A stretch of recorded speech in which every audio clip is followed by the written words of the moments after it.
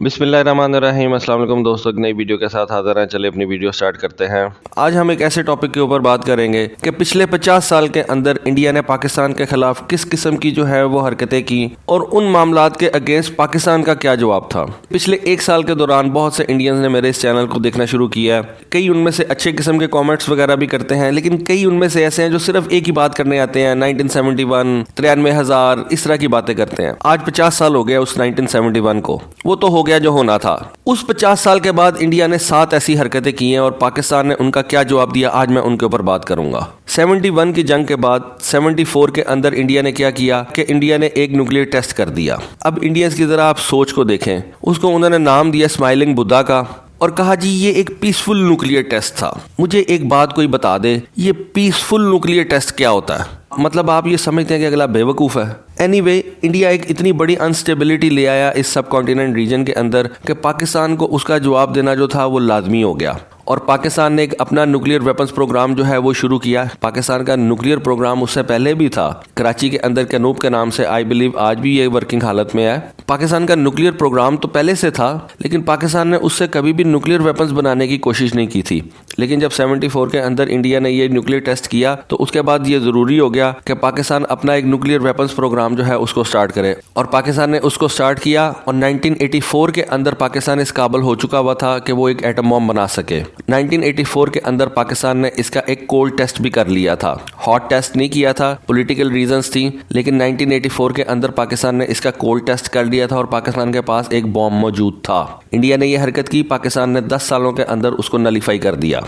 पिछले 50 सालों के अंदर दूसरी हरकत इंडिया ने जो की, उसने 1986-87 के अंदर ये काम किया कि अपनी तमाम की तमाम जो आर्मी और एयर फोर्स थी उसको पाकिस्तान के डेजर्ट्स के आगे लगा दिया। इंडिया के एक आर्मी चीफ थे, उनका नाम था सुंदर जी। उन्होंने एक सुंदर जी डॉक्ट्राइन बनाई कि हम पाकिस्तान को जो है ये डेजर्ट के एरिया से, यानी कि साउथ पंजाब और नॉर्थ सिंध से जो है वो काट देंगे और पाकिस्तान नॉर्थ साउथ से जो है वो कट जाएगा। हम इतनी ज्यादा फोर्स से जो है वो पाकिस्तान के अंदर दाखिल होंगे। स्ट्राइक कॉर्प्स उन्होंने बनाना शुरू कर दी और उनको अपने टैंक्स के ऊपर जो था ना वो बहुत ज्यादा बड़ा इतमाद था कि हमारी जो टैंक फोर्स है वो रशिया के बाद बहुत बड़ी है। हमारे पास रशियन टैंक्स हैं, T-72s हैं, ये वाले टैंक्स हैं और हम पाकिस्तान को जो है ना वो 2 टुकड़ों में तकसीम कर देंगे। लाहौर कराची को अलहदा कर देंगे, GT रोड को काट देंगे। पाकिस्तान की 5th कोर जो कराची में बैठी हुई है वो आगे आई, उनके सामने आके खड़ी होगी और पाकिस्तान ने कहा कि हिल के दिखाओ। इंडिया ने ये जो प्रोग्राम शुरू किया था इसका नाम था ब्रास टैक्स। जाके इसको सर्च कर लेना। शायद आपको याद हो, उस वक्त फिर जियाउल हक जो था वो इंडिया मैच देखने चला गया था और उसने राजीव गांधी के कान में कह दिया था कि जो चीज़ इस वक्त तुम्हारे पास है वो मेरे पास भी है। मैंने 84 में ही वो चीज़ बना ली हुई थी और अगर तुम्हारे टैंक्स आगे आए और उन्होंने GT रोड को काटने का सोचा भी तो उनके चीथड़े भी नहीं मिलेंगे। इंडिया समझ गया इस बात को और वो अपने टैंक्स वगैरह और वो जो एयरफोर्स थी वो वापस लेके चला गया। ये दूसरा टाइम था जब इंडिया ने इन 50 सालों के अंदर जो है वो ये हरकत की और पाकिस्तान ने उसका एक मुंह तोड़ जवाब दिया और रिजल्ट आपके सामने है। फिर इंडिया को जो है ना वो सुकून नहीं आया। बेसिकली अगर आप देखें ना तो हर 7 साल के बाद ना एक इवेंट इंडिया ऐसा करता है कि जिसके बाद पाकिस्तान से वो मुंह की खाता है और फिर पीछे चला जाता है। ये 2 इवेंट्स मैंने आपको बता दिया कि 74 में उसने अपने न्यूक्लियर वेपन्स प्रोग्राम शुरू किया, पाकिस्तान ने भी उसके बाद शुरू किया और 10 सालों के अंदर जो है जो इंडिया ने बनाया था हमने भी बना लिया। 86-87 के अंदर उसने ब्रास टैक्स की, अपनी फौज आगे लेके आया, पाकिस्तान भी अपनी फौज आके लेके गया और पाकिस्तान ने इंडिया को बता दिया कि उसका क्या हशर होगा अगर उसने कोई ऐसी हरकत की तो।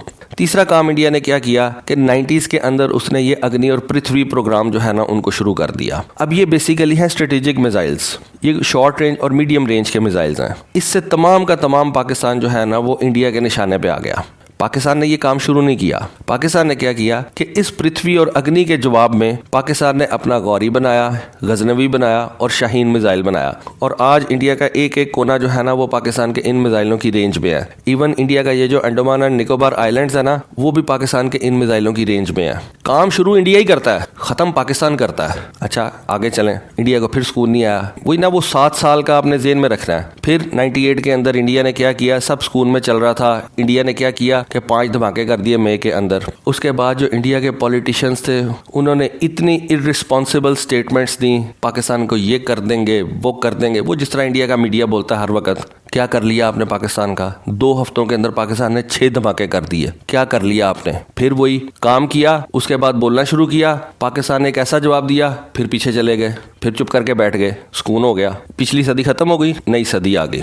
5वां काम इंडिया ने क्या किया कि वो ऑपरेशन पराक्रम शुरू कर दिया। सारी की सारी फौज जो है ना वो पाकिस्तान के मुंह के ऊपर ला के बिठा दी। पाकिस्तान ने भी अपनी फौज जो थी वो आगे कर दी। क्या कर दिया पाकिस्तान का? इंडियन प्लानर्स ने ये सोचा कि ये जो सुंदर जी डॉक्ट्राइन है ये ठीक नहीं है, इसमें कुछ मसले मसाइल हैं। हम अपनी फौज आगे करते हैं, हमें टाइम लग जाता है, 3 हफ्ते लगे इंडिया को, पाकिस्तान भी फौज आगे कर देता है, हम कुछ अचीव नहीं कर सकते। वो फिर उनका जो है ना वो दिमाग वो ऐसे हिलना शुरू हो गया। उन्होंने कहा जी हम अब एक नई स्ट्रेटजी बनाएंगे, बना लो, कोल्ड स्टार्ट शुरू करेंगे, कर लो। पाकिस्तान ने उसके मुकाबले में क्या किया? पाकिस्तान ने अपने ऑपरेशनल, डॉक्ट्रिनल और फोर्स डेवलपमेंट मेजर्स जो थे ना वो लेना शुरू कर दिए। कुछ ऐसे हमने वेपन्स तैयार कर लिए कि इंडिया का ये जो कोल्ड स्टार्ट था ना वो और ठंडा हो गया।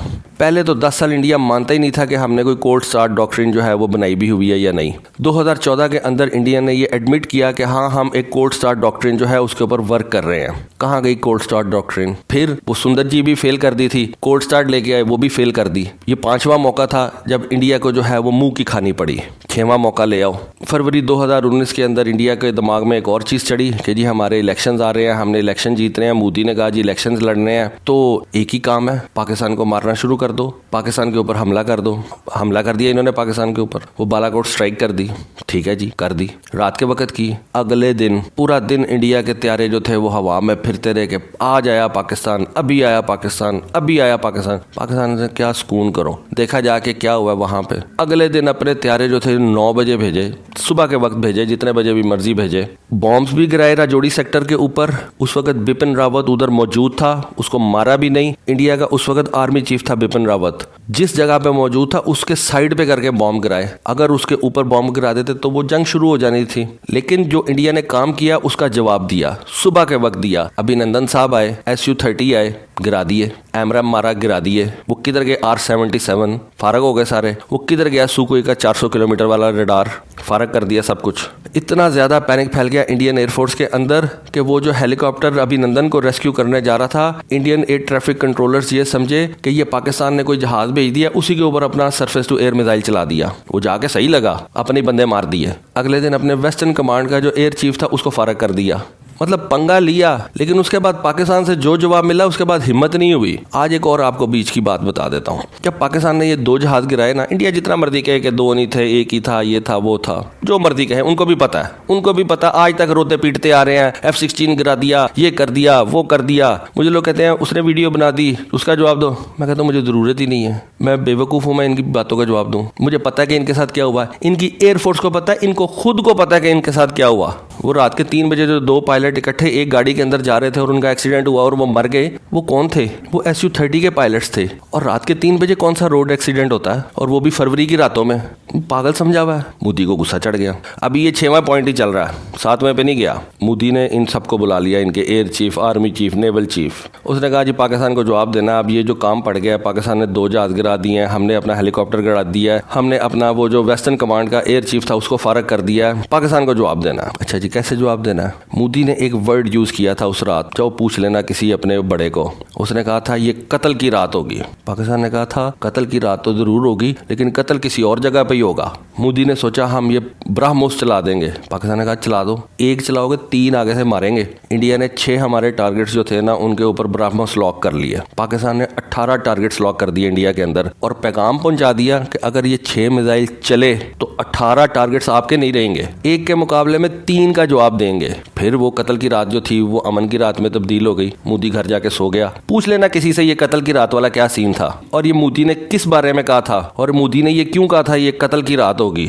7वें पॉइंट के ऊपर आओ। जब अमेरिका ने अफगानिस्तान के ऊपर हमला किया, तालिबान की गवर्नमेंट थी, खत्म हो गई, नई वो करजई की गवर्नमेंट आ गई। इंडिया ने एक अपॉर्चुनिटी देखी, उसने कहा क्यों ना पाकिस्तान को सैंडविच करें, ईस्ट से भी और वेस्ट से भी। कर लो, कर लिया। कहाँ है अमेरिका, कहाँ है तुम्हारा करजई, कहाँ गया वो तुम्हारा अशरफ गनी, किधर है? 20 साल रगड़ा खाते रहे वो, कभी उनको हेलीकॉप्टर देते रहे, कभी उनकी लाइब्रेरियां बनाते रहे, कभी कुछ कहते रहे। वो अशरफ गनी के साथ जाके तो गले मिलते रहे। क्या बना तुम्हारा? कहाँ है अशरफ गनी आज? कहाँ है इंडिया आज इस वक्त अफगानिस्तान के अंदर? ये पिछले 50 साल के अंदर इंडिया ने जो पाकिस्तान के खिलाफ मसले मसाइल किए हैं, पाकिस्तान ने उनका इस तरह से जवाब दिया है कि इंडियंस दोबारा जो है ना वो उठ नहीं सके। लेकिन इंडिया का एक ट्रैक रिकॉर्ड ज़रूर है, हर 7 साल के बाद जो है ना वो कोई ना कोई हरकत करेगा। पाकिस्तान तैयार बैठा है। वैसे इतनी बड़ी है या थोड़ी सी और होनी चाहिए अभी? चलो थोड़ी और कर लेते हैं। मैंने तो 7 पॉइंट किए थे, एक 8वां पॉइंट भी बता देता हूँ। इसी साल वो बाबर आजम ने और रिजवान ने जो तुम्हारे साथ की है ना, वो 10 विकेटों वाली, वो भी अगले 100 साल याद रखोगे। 10 विकेटों से ये अभी सिर्फ तुम्हें 50 साल की कहानी सुनाई है। अगले 500 साल भी तुम लोग जो करोगे इंशाल्लाह उसका जवाब देंगे हम इधर खड़े हैं और इधर ही रहेंगे इंशाल्लाह। तो दोस्तों ये थी आज की वीडियो, आज की इन्फॉर्मेशन। होपफुली आपको ये इन्फॉर्मेशन पसंद आई होगी कि किस तरह पाकिस्तान ने पिछले 50 सालों के अंदर इंडिया की ये जो 7 मूव्स थी इनको नलीफाई किया और इंडिया इनका कुछ भी नहीं कर सका। थैंक यू, अल्लाह हाफिज़।